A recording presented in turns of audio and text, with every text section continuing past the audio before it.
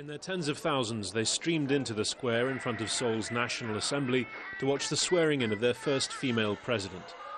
While Park Geun-hye was still on her way from home in the southern suburb of Gangnam, the man who made it globally famous was on stage. But the bigger applause was reserved for the new president, who formally took the oath of office.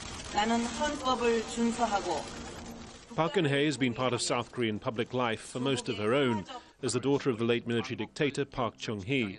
She acted as First Lady after her mother was killed in 1974 by an assassin targeting her father.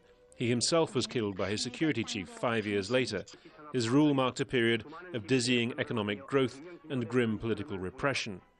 In her inaugural speech, she laid out the kind of country she wanted to help build in her 5-year term.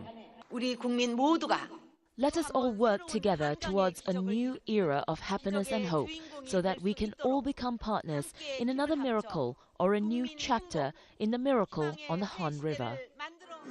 It was a reference to the central platform in her campaign to ensure that a wider section of society benefited from South Korea's miraculous economic rise. She also called on North Korea to abandon its nuclear weapons, but promised to chart a new path in relations with Pyongyang. Trust can be built through dialogue and by honoring promises that have already been made.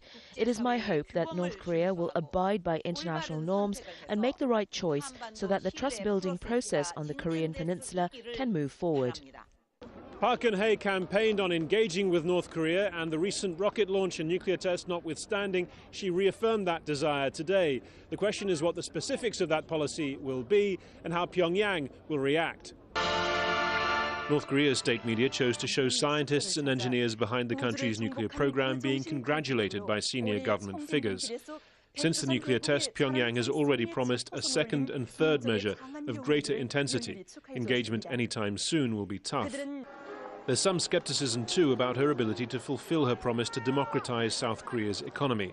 Some welfare pledges have already been scaled back. Her official policy documents scant on detail about tackling the power of corporate giants. She has, though, nurtured a reputation as someone who keeps her promises, and as she enters the presidential palace, the Blue House, her childhood home, she has the opportunity to try. Harry Fawcett, Al Jazeera, Seoul.